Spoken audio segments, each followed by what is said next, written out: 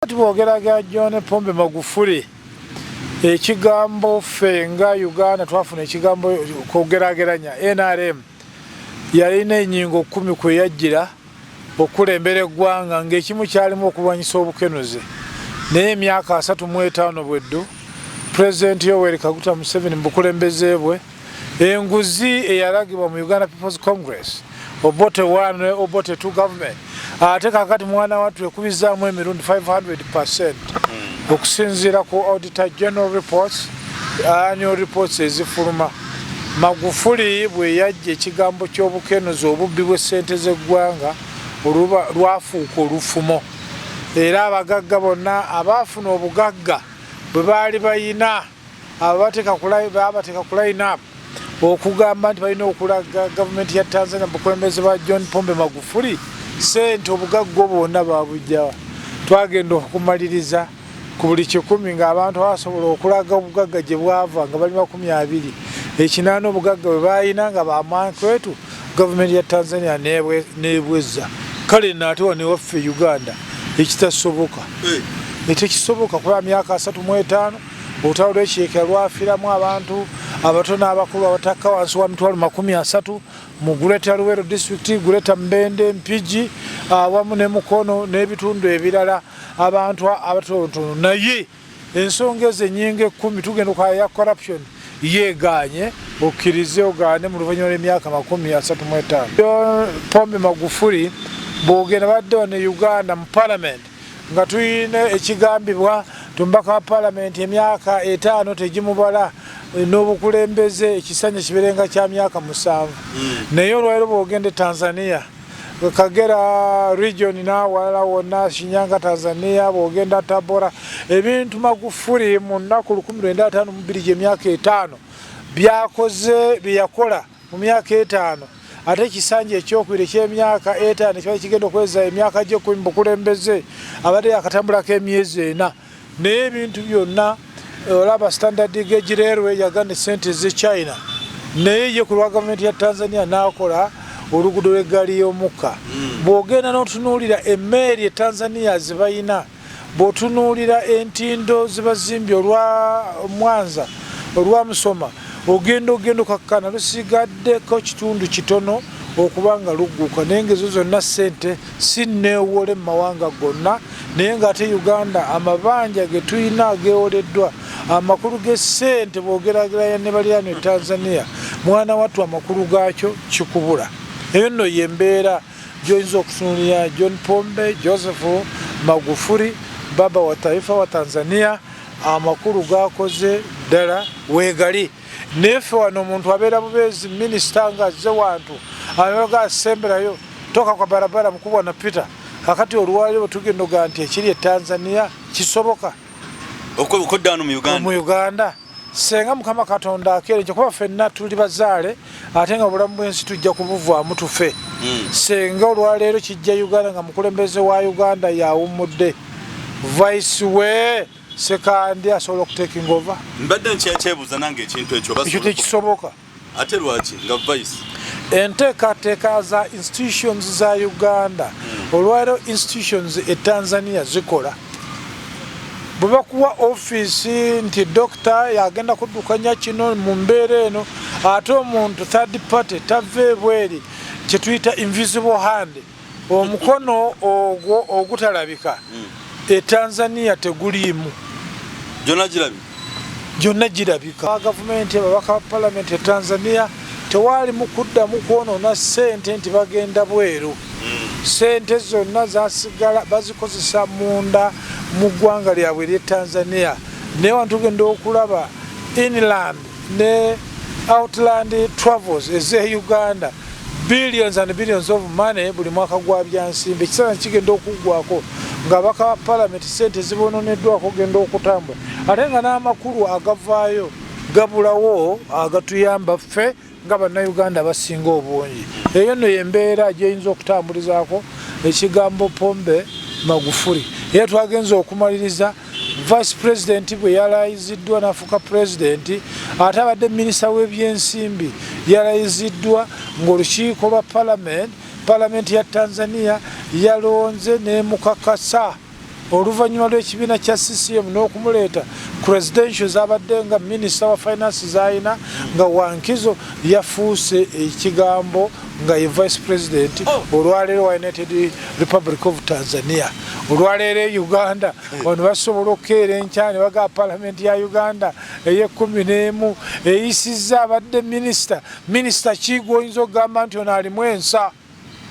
n'otunuulira ba accounting officers ba permanent secretary ne baleka bagamba ga buli ministries zonna n'olaba agencies government agencies sente buli tugenda mu financial year nga sente zibbiddwa mpitirivu government agencies nga zikoze losses to the government of Uganda ne tumaliriza mwaka ku mwaka nga teriiyo muntu yenna avunaaniddwa ku government ya Uganda. When you go down to Tanzania wawulidde vice president waleero Magufuli yaziikiddwa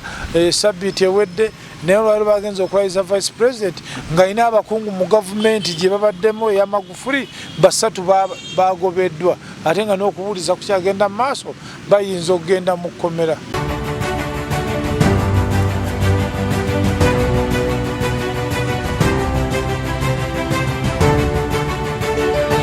Kono Japan Flash Lecture Uganda tubebaza nnyo mwebale kwekumira ku mpewo zaffe mwebale kubaawo buli kiseera mwebale kubaawo ate mwebale kwagala abagesti baffe mukulu Mukubabyasi abadde abuzeemukko ennaku zino si kuba nti nno ayagala oba twagala lwa mbeera yansi n'ebindayinda mu nsi yaffe Uganda. Kya mukisa nnyo nti no tukyali balamu ate tukyaliwo. Mikwano gyaffe mwenna abali diaspora abali mu nsi ez'enjawulo tubatumiddeko nnyo. Keep subscribing on our channel The Flash Lecture Uganda. Mwebale kwekumira ku YouTube, ku Facebook, wamu ku Twitter handle every time wetuli. Olunaku olwaleero tukomye n'omukulu ono. Omukulu ono eri gy'abeera mu kyalo. Bayitayo mu kyalo naffe tumanyi kibuga kuba nti munnange kinemunyisa abagezi gye basitera okufubutuka. Okuggyako waliwo omu batandise omuvuma abamu ennaku zino nankabira bagamba yo si Muganda si weeyo ebigambo ebimuvaamu si bye bantu be bannakiboga abamu si basanyufu. So n'olw'ensonga eyo tuli wano sijja byogera sibimanyi naye mbiwulira bagamba omukyalo oyo lwakikaddaga mwagazaaki beewala n'empalana yaabwe tetujja giyingiramu naye katubasabire muli bantu bakulu mutule mukanye mutereze ensi yaffe Uganda. Ate twebaza nnyo mwenna abantu abali mu Ohio abali mu Denmark abali mu Germany abali mu Abu Dhabi abali mu Oman waliwo mukwano gwange sijja mwogera mukwano gwa bubbi nnyo ali mu Oman atukutumiddeko nnyo waliwo abali mu Turkey abali mu Kenya abali mu Rwanda tubebaza nnyo. Every time you're keeping on a line channel, you're keeping on there, keep subscribing, keep watching. Thank you so much for loving us. We are very blessed. We are because you are. We are because you are.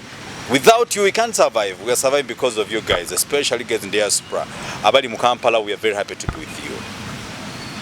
Nebaza bwebaza nti singa temu twali baddewo. Nenga butabasubiza nti program zaffe tuziteeka kusomesa abantu. Tulina obbanyonnyola ebipya ebiyindayinda mu nsi yaffe ebiri mu East Africa n'ebirala byonna ebitera okutambula mu nsi yaffe wano mu Uganda. Tubawula ennaku ntono nnyo tudde mu swearing in ceremony ya President Museveni naye weeri tuli mu lutalo lwa speakership lutayinayinda mu ggwanga ate oyo Bobby yafulumyemu kugamba bintu bingi kofika tukyaleke wa mukulu Mukubabyasi munnakiboga munnasingo osibye tano ssebo je tuli ssebo wasuze otya oluganda twasibe bulungi ate twasuze bulungi weewaawo kyattendo ntino twakusanze ng'okyali mulamu kituufu musajja wa bwino Mukama Katonda akyankuumye era ssebo naawe nga wootandikidde akabanga kaweze ate bana channel Flash eraite nga bwetambuza tubebaza abali wano e Uganda nebweru wa Uganda nga simumenye kawonvu nakaga continent kinsi iki tubebaza ekiseera kimutuwa n'okutambuliza awamu era waliwo omwami omu bamita Kyambadde n'omulala Obiera nga weekabera maide eyo sebo bakwebaza mu nteekateeka eno olunaku lwajjo bankubiddeko nga bamaze okufuna enamba yange ey'essimu ne beebaza enteekateeka gy'otambulizaamu enkubaganya y'ebirowoozo n'abagenyi b'oleeta ate n'abo abaaliwo ebiseera ebiyiseeko ebyemabega ebyaliwo gavumenti kuziri oba obukulembeze bw'ensi eno obwalina okuva ku 1962 ku muzungu alina okuddayo emabega emyaka egy'omuzungu gye yamala okuva 1895. abantu ba Katonda mbagaliza olunaku olulungi n'okuwuliriza ebyo tugenda okukubaganyako ebirowoozo ng'omuteesiteesi wa puroguramu bw'anaabampadde okutambula awakati wange naye ate n'abali mu byuma. Mwebale nnyo, mwebali eddala. Weewaawo tweyanzeege naffe tusiima nti okyali mulamu. All our people who can't even understand our local language, let's try. Sometimes we try to mix both local and international language, which is English. So thank you so much for loving us. We are very happy that every time you're on our channel, thank you for subscribing and watching our programs every time, because we are here to teach you what you don't know, and we are also ready to learn from you, because you're learning from us, we're also learning from you. Where there is time for comments and advice, please, everything is welcome. Our program today, we're going to discuss on several issues. Yatugenda osooka nayo twetaaga kwebuuza. Ensi yaffe tuli mu kuyindaayinda ku okulonda kwa speakership ano mu ggwanga, naye ate abantu ebigambo bayisiganya bikambwe. Olanya aleeta muliro ku kadaaga azaayo eri. Nekirala gy'otabadde wiiki namba twafiirwa weeks 2 twafiirwa omusajja gwe bayita John Pombe Magufuli nga ggwe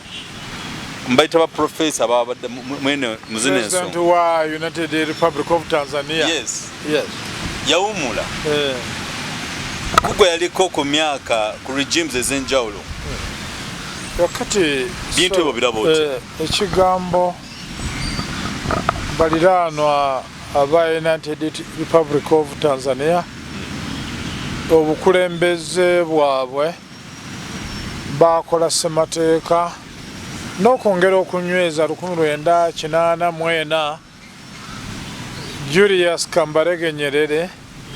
baba wa taifa wa Tanzania bwe yali ekisanja kiki kyakomererayo Abatanzania abamu abamulyanga mu ngalo baali baagala nnyo asigale nga yakyaliwo. N'alaga nti ddala kyamazima alina ebirungi byakoze ng'Omutanzania ng'era omukulembeze w'eggwanga era yali Prime Minister wa Tanzania yasooka. Ne babeera mu ttano ne bajja ekigambo CCM bwetambudde n'agamba ebirungi byenkoze bibaddewo, naye ate n'ensobi zenkoze ng'omukulembeze w'eggwanga ezigenda okuzza Tanzania emabega nazo weeziri. N'agamba kyamazima ndi mutuzaale n'ekyenkozeeko ekyo kimala, era Abatanzania mwebali abasobola okutwala eggwanga lino mu maaso kabe kasinge n'okusinga ebyo bye musuubira nti byenkoze. Ate bayinza n'obutabeera na nsobi nga nange zenkoze era 1985 ekisanja kye bwe kyaggwako Julius Kambarage Nyerere yasigaza kimu bwa ssentebe bwa kibiina kya CCM ate nakyo ekiseera kyatuuka bwe bwakyamaanyi n'abwejjako. Akati John Pombe Joseph Magufuli nga muzaale ava mu region emu n'ekyo kigambo ky'omugenzi Nyerere Kagera region, era mu area eyo mwe muli district ey'Ekyato kati yava mu linnya erya Biharamulo era gye lya Magufuli gy'akiikirira mu Parliament. Kakati bw'ogeragera John Pombe Magufuli ekigambo ffe nga Uganda twafuna ekigambo kugerageranya NRM yalina ennyingo 10 kwe yajjira okulembera eggwanga ng'ekimu kyalimu okulwanyisa obukenuzi, naye emyaka 35 bweddu President Yoweri Kaguta Museveni mu bukulembeze bwe enguzi eyalagibwa mu Uganda People's Congress Obote 1 ne Obote 2 government ate kakati mwana wattu ekubizaamu emirundi 500% okusinziira ku Auditor General Reports, annual reports ezifuluma. Magufuli bwe yajja ekigambo ky'obukenuzi obubbi bw'essente z'eggwanga lwafuuka olufumo, era abagagga bonna abaafuna obugagga bwe baali bayina ababateeka ku line up okugamba nti balina okulaga gavumenti ya Tanzania bukulembeze bwa John Pombe Magufuli ssente obugagga bwonna babujjawa. Twagenda okumaliriza ku buli 100 ng'abantu basobola okulaga obugagga gye bwava nga bali 20 ekinaana obugagga bwe balina nga bamankwetu gavumenti ya Tanzania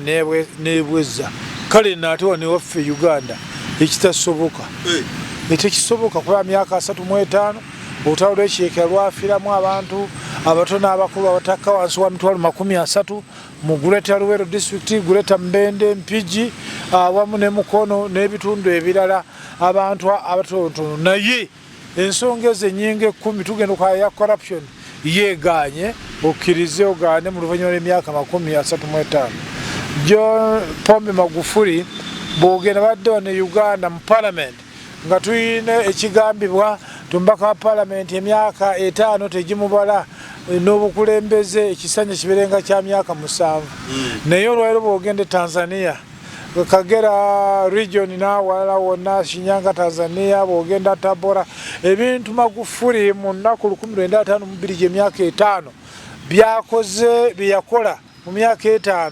ate ekisanja ekyokubiri eky'emyaka 5 kiba kigenda okweza emyaka gye 10 bukulembeze abadde yakatambulako emyezi 4. Naye ebintu byonna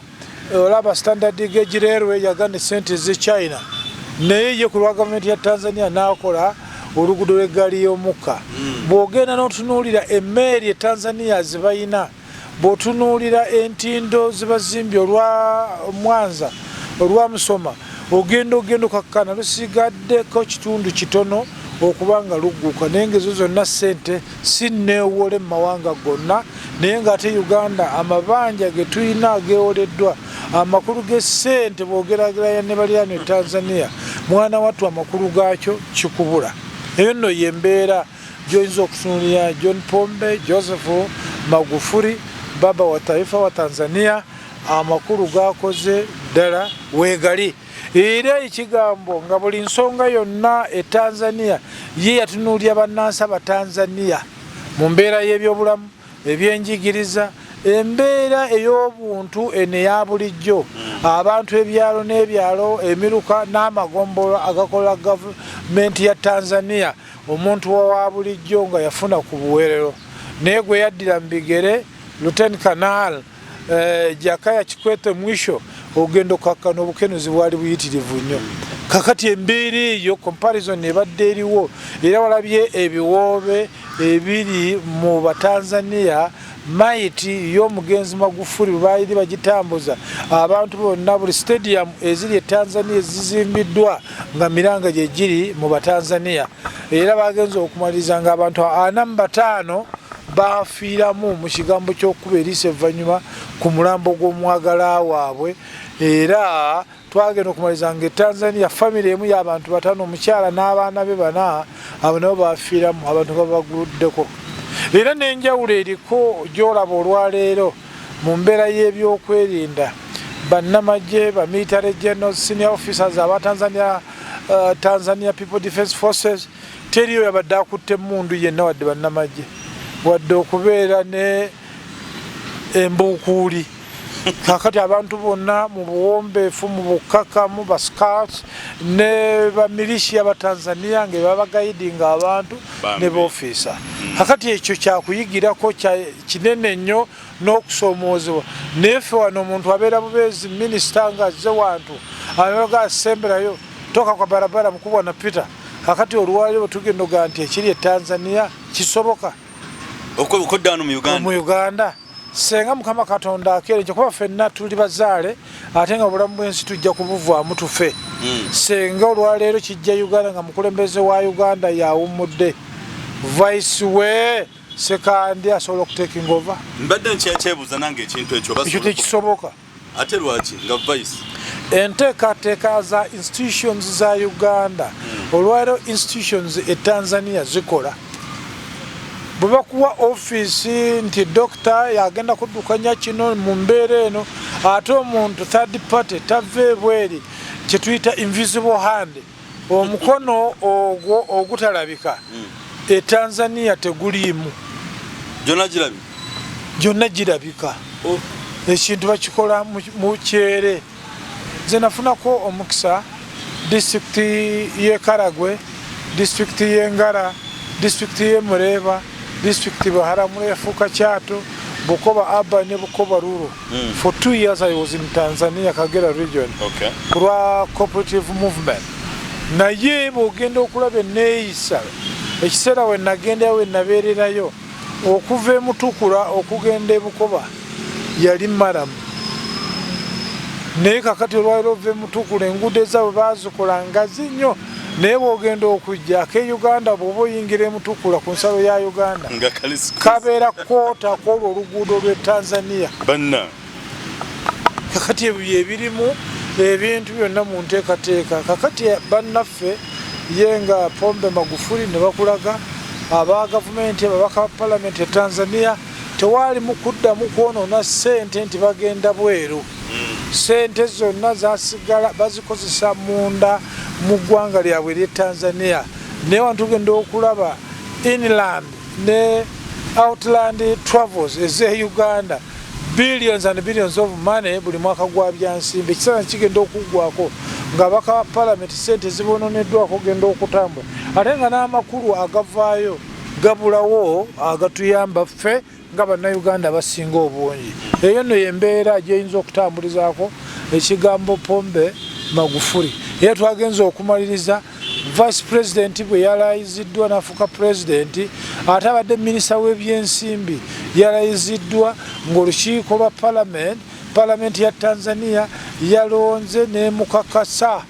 oluvannyuma lw'ekibiina kya CCM n'okumuleeta presidential z'abadde nga minisita wa finance z'alina nga Wankizo yafuuse ekigambo nga ye vice president olwaleero wa United Republic of Tanzania olwaleero Uganda wano basobola okukeera enkya ne bagaba palamenti ya Uganda ey'11 eyisizza abadde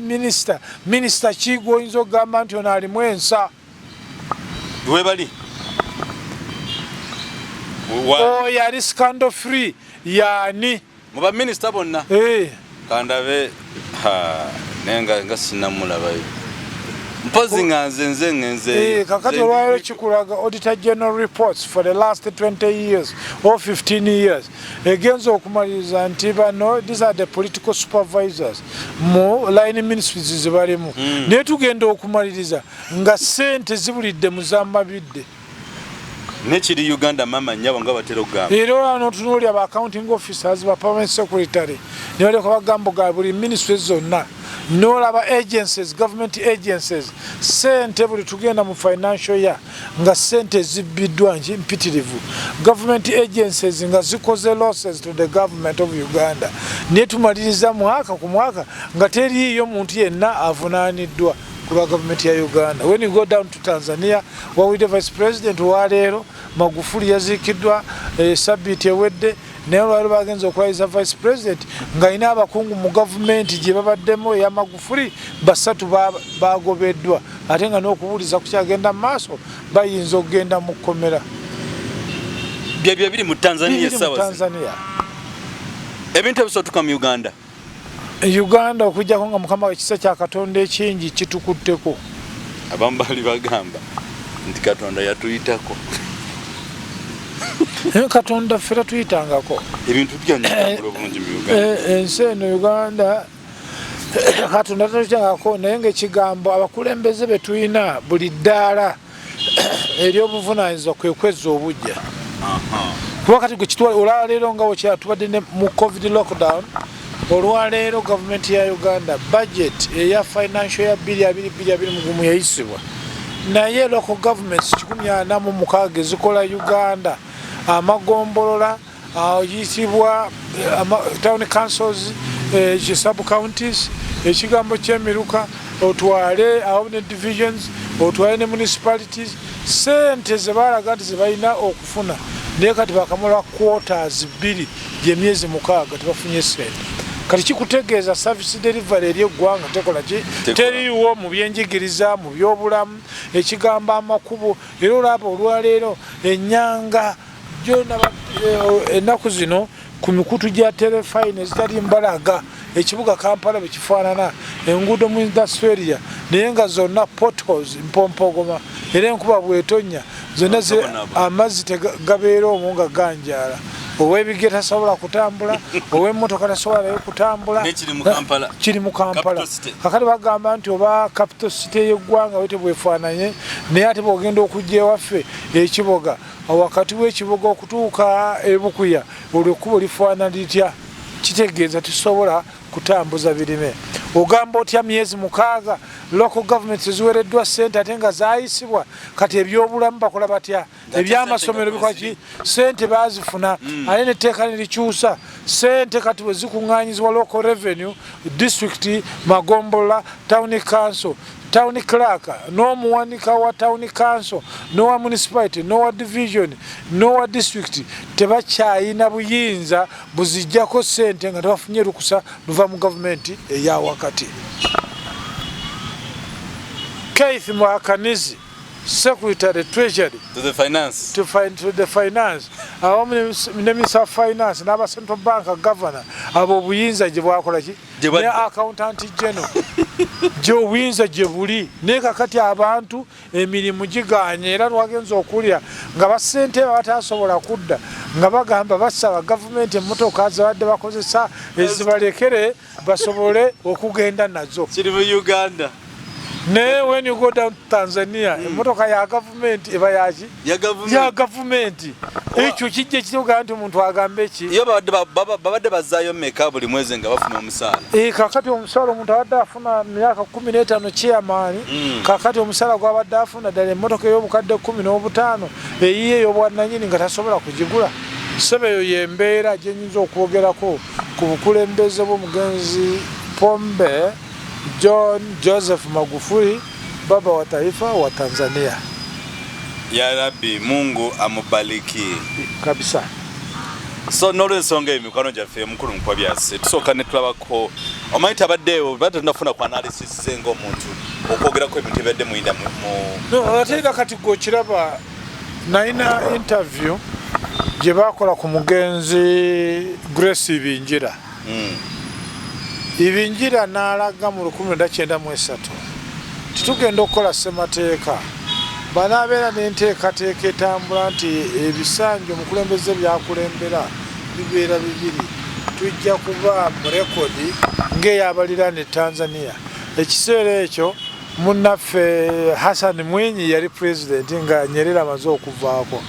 n'agamba ate ekiseera ekyo nga ne Benjamin Mkapa yajja n'emyaka 10 n'avaako Benjamin Mkapa bwavaako ne kujja Lieutenant Colonel Jakaya Kikwete mwisho era naye emyaka 10 bwejjaggwako n'akolaki naye Uganda nga parliament esigala buli kisanga nti ekyo waliwo obutamanya ekyo kyetusobola kufiirwa tusobola ekyo emyaka term limits ne bazijjako tugenda okumaliriza ne age limit naye ne bakolaki kakati ate ebintu bisigala waliwo ebitajja naye nga Nyerere yakerera kyenaga nti as a pan-Africanist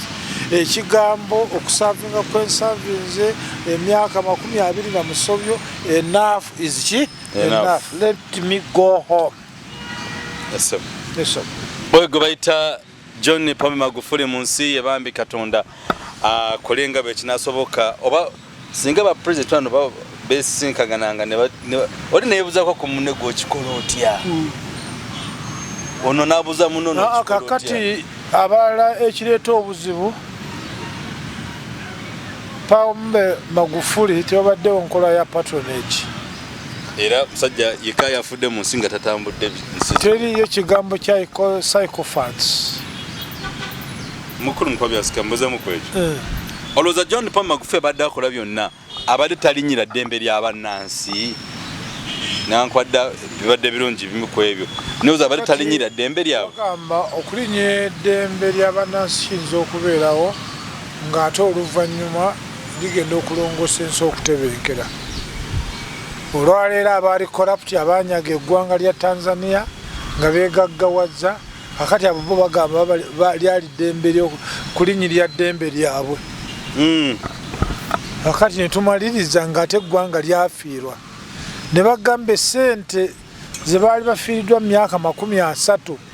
Pombe John Magufuli ssente zaali zibafiirwa mu myaka 5 neze emyaka 10 emabega yanunula sente zali zibiddwa ku Tanzania mu bantu mu byemisolo na buli kimu naye mu myaka 5 sente ze yalokola obuwumbi bwa dola zikoze ebintu ebigenda okutambuza Tanzania emyaka 40 pombe ngabadde hamani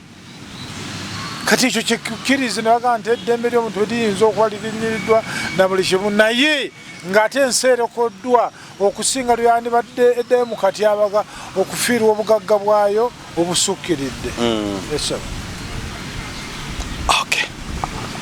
So kakati n'olw'ensonga eyo awo katuveeyo mu Tanzania tutambuleko tukome wafano mu Uganda. Gwe mukulu Mukubabyasi ebinayinda mu nsi yaffe Uganda obiraba otya? Byebiriwa okuli kadaga kugamba ekigamba speakership kino ennaku zino kyefudde oba ekigambo kikaki kyefudde ng'akalulu ka 2021 bwe kali Bobbi ne Museveni katulya kadaga n'olanya sebo webale nnyo webali eddala neebaza ekisa kya Katonda ekingi olwaleero ku myaka gye nnina ngattako emyaka 40 ku myaka gye nnina emyaka 40 gye ntambudde nga ndi active nyakuba 1980 gy'emyaka olwaleero 41 bweddu twalina okulonda mu gw'ekinaana n'ebyobufuzi byali bitambula era twalina obukulembeze bwa Obote One Government obwava mu concept eya Communism Charter eyaleeta nti obukulembeze bw'ensi eno okubanga bunaaba bwa muganyulo abakulembeze mu mbeera eri national tunaafunanga okutendeka kw'abantu baffe abakulembeze ku miruka amagombolola counties constituencies awamu ne national level area eya districts nga kiraga ki nti mu nkola ya naakalyakaani ne naasuwa mukange ebirungi ebiri mu nkola ya capitalism ebiri mu nkola ya communism ebyo tubikomyewo ffe ku Uganda tuli non-allied state tugende nga tusomesa abantu era mu mapping eyo omugenzi Wilberforce Kalema eyali munnakiboga munnaffe mukadde waffe oyo yattibwa ku mulembe gwa Idi Amin yaleeta concept eyo ku lwa Uganda People's Congress ng'ekibiina ky'ebyobufuzi ne bagambaga amagezi tegateeka kubeera ga Kalema ng'omuntu amagezi ago gagenda kubeera ga kibiina kya Uganda People's Congress okuteekateeka kati eggwanga Uganda olwaleero mu myaka 35 tetufunye kye tuyita civic education. Constitutionally, Uganda Human Rights Commission and the Uganda Electoral Commission, these are government agencies which are mandated constitutionally to carry out civic education annually. Nga buli kiseera bateeka ne work plan okuteekateeka emyaka 5 ennaku 1952 okuteekateeka bannayuganda mu constitutional order mu political order ne economic order olaga obukulembeze obwa gavumenti ez'ebitundu kye tuyita local government ne decentralization okufuna Dr. Olwaleero Rogers ku lw'amaka ge ne civic education your family and civic education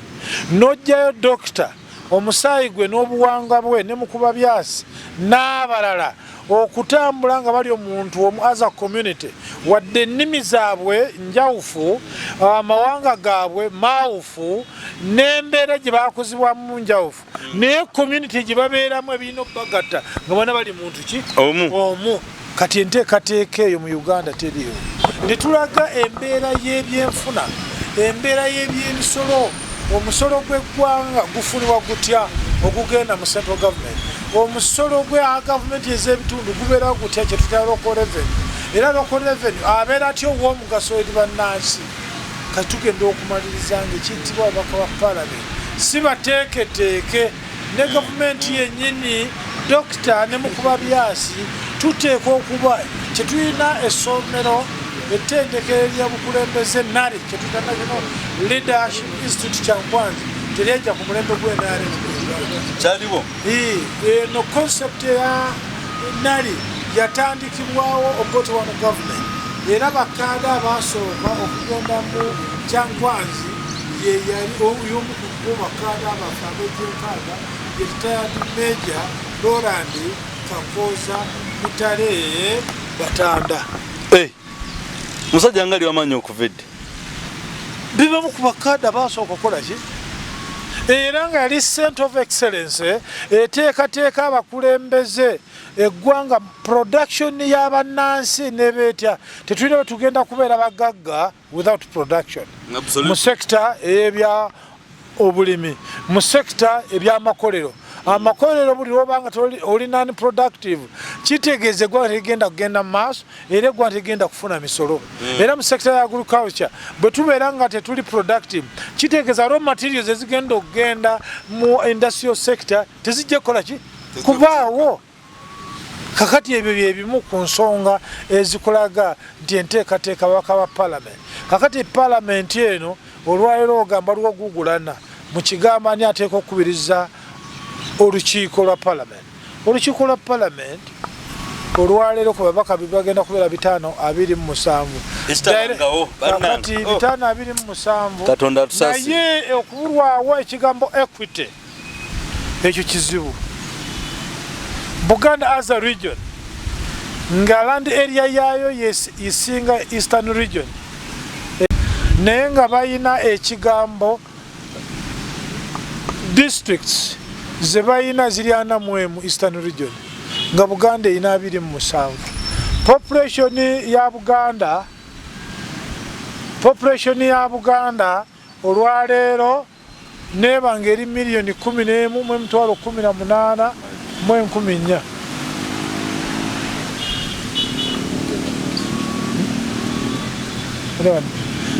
milioni 11,18,4 Eastern region yena obukadde 10,20 eza ye population ne administrative units Eastern region yena nyingi nnyo okusinga Buganda region wa Central region. Era olwaleero ababaka ba parliament Eastern region erina 139 MPs abagenda okubeera mu parliament ye 11 nga Buganda erina 16. Kakati ebyo byebireeta nga tomubaka wa agenda okubeera omukweza wa parliament tekitegeeza nti oteeka kubeera ng'oli wa ruling party. Ababaka bonna abo bonna benkana abagenze mu parliament ng'enteekateeka ebintu ebigenda okubeera mu parliament bye bino. National Development Plan 3 ebintu ebyenjigiriza bya bulamu kati buli mubaka wa parliament yina gubalonze ava okubeera omubaka wa parliament owa constituency ye n'abeera omubaka wa parliament wa Uganda yonna. National Development Plan eno teyina weekulagira National Development Plan 3 eno yegenda okutambulizibwa ku parliament ye 11 donna bonna abalondeddwa bagenda kugobera ebiri muno ebirina okutambulizibwako ne banaabitambulirako era bakakulanyitudde budget ya buli financial year egenda kulambika engabanya ssente zikuŋŋaanyiziddwa oba ezigenda okukuŋŋaanyizibwa ebiri muno ku byenjigiriza bya bulamu ekigambo ky'amakolero damuzi nguudo masomero malwaliro ne bwe tugenda okumaliriza nga equity yebulawo nti mu northern region amasomero seed schools meka compared to Buganda compared to western region kakati ebigenda okukola mu tubalina bakulaga nti speaker n'abeeranga we NRM oba anabeera wa nupu oba abeera waki ne bagamba ani anaasobola okukubiriza parliamentary committee parliamentary sectoral committees sessional and sectoral committees ziri 27 zikola parliament ya Uganda.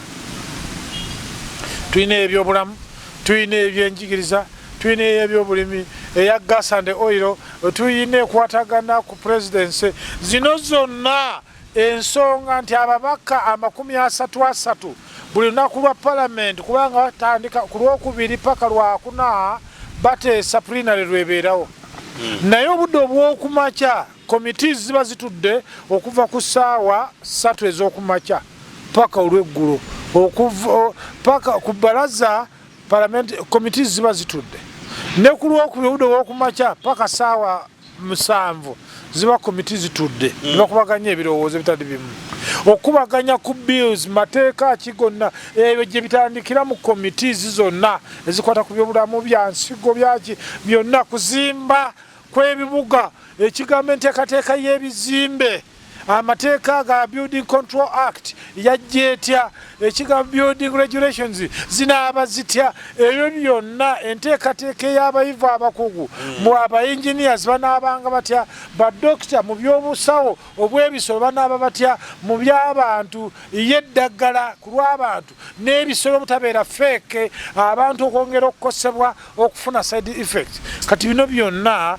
paalamenti eno kyekino ekyandibaddewo sipiika etugenza okumaliriza embeera ez'endooliita eziriwo kwe kujja ne tutunuulira olwaleero okuva ku paalamenti ey'omunaana paalamenti y'omwenda paalamenti eno ey'ekkumi n'ekumi n'emu egenda ogera tulina kye tuyita parliamentary score card mu 27-28 wetwabeera ne constituencies direct constituencies 215 ne district nga ziri 56 bebakyala 56 ne tuteekako ne UPDF n'abalala abavubuka omuwendo gwa paalamenti ezo parliamentary score card ate omuwendo omungi ogw'aba NRM parliamentary score card zeza buli mwaka NRM MPs batateesa era bibasinga okukola obubi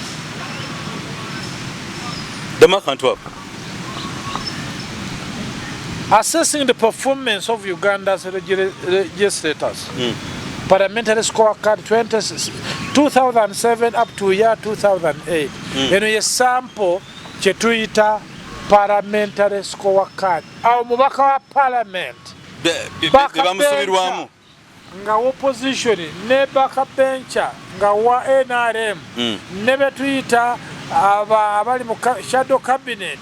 baperforminga batya ne cabinet eya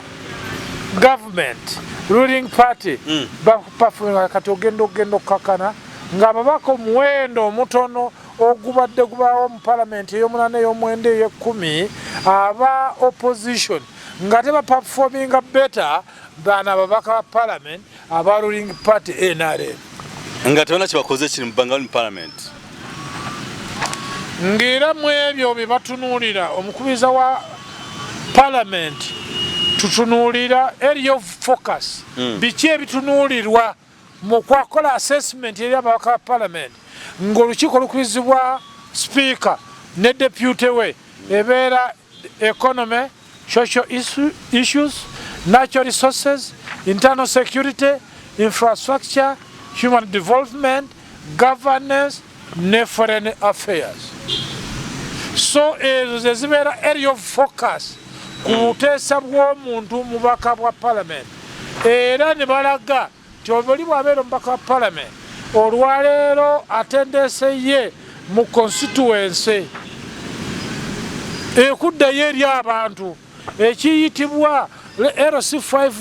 council meetings ez'ama district olwaleero zibeera zitya local assistant amuyina bwe tuyitibwa research assistant oyo amuyambako wadde si mukugu mugambo bya geology naye research assistant we obukugu ogenda okunyonyereza ku bya geology oba hydrology ebikwatagana n'amazzi n'enjazi enteekateeka eyo agenda okujja ku floor ya parliament nga waliwo bill ekwatagana ku kigambo kya geological ki embeera exploration olwaleero nga bw'ayimirira ng'ogadde omusajja yakuguka mu byenjazi ddala oyo research assistant amuyina ebyo nno bye bigobererwa okubaganya kwa parliament ne bagamba debate influence olwaleero Dr. Rogers bw'abanga mpaka wa parliament oba w'NRM oba si w'NRM naye ensonga mu kubaganya ebirowoozo bw'akubaganya ebirowoozo mu parliament ensonga ze zikwata omugamba bababaka banne oba b'NRM oba si b'NRM attendance nekola kinene nnyo olwaleero omubaka palamenti eyajja mu ntuula zino agenda bugenza attendance list n'ateekako omukono ne ku plenary ogenda okuteesa oba mu committees nga atuukayo n'asayininga okufuna allowance we n'anywa akacaayi n'alya cakes n'alya eryenvu n'alya pancakes olwaleero eziteekeddwa bw'amala eddakiika 25 okunywa akacaayi ka committee n'afuluma n'akola ki n'agenda naffe tuve wano akati mumino tuli ku nsonga kati ya speaker era mbadde bino byennyini bye tuliko ze dynamics ezikulaga obwa speaker obulina okutambula awo mukulu Mukubabyasi mbadde saba tukize tumulemu tuveeko tukyusako ne location ndawo omusana gutufuukidde ekyettabbo mu Uganda dakiika 2 mubeera mu winter ati muwagira ffe lwaki tulina black skin kakati vitamin C 7 no direct sunshine. Now we are getting that vitamin directly. This vitamin C it is overflowing. Kati bannaffe alina kumala kulya bibala. Naye kakati wano vitamin C njikoze eki? Ogifunye? Mba ngifunye. Kati eyitiridde. Eyitiridde bw'oligenda South Sudan oligamba otya? Bajje Katonda gira nsasa sijja gendayo. Ekizibu nakyo weekiri batufuukidde ekizibu baliraanwa. Nawe kifuuse ekizibu gye tuli. Ese okuwumula nga bw'osabise katugende mu kuwumula. Nga mu kuwumula kwaffe tuyinza okuwumula paka nca. Tubasibule muno program tuveeko bwe tukomawo tudda ku Kadaga. Sebo webale nnyo webalire ddala mu kusiibula abatuwa bano okutuwuliriza palamenti olwaleero ereke kubeera nga bwe tugenda ku mukolo ogw'embaga kulya naki nakunywa naye parliament omuzinzi gwayo lwaki tufuna development plan zino era bw'otunuulira obote one government 1962 up to 1966 waliwo development program era development plan eyo eya Milton Obote's government nga bwampise yaliryedde kakati tuyira ne1980 paka 85 development plan eyo nga yateekebwa ate ng'etambuza ekiyitibwa Uganda People's Congress Manifesto ya 1980. Yeno manifesto yali Obote eyite naye nga nebino buli mwaka gwa byansimbi tuyita background to the budget 1980-1983 Minister of Planning and Economic Development kano naakange no kopi June 82 eyo kopi ffe twazifunanga nga tusasula sente siringi 200 exchange rate ya dollar nalinda zikati exchange rate ya dollar bikiseera buli dollar emu yali ku siringi 10 for period of 5 years ya rabbi emyaka 5 mu bukulembeze bwa Obote 2 exchange rate ya dollar yali ya siringi 10 nga buli dollar emu ya siringi 10 ekya Uganda era dollar emu ya 13,600 meka satulusanvu dollar emu waliwo okunaabuka okuyitiridde naye baga nti economically we are doing well bebagamba mu parliament era kankujukize kano banange bitubiti binajukirwanga Mati akasajja yagamba bannanga abato abatemuseka yagamba tino our economy is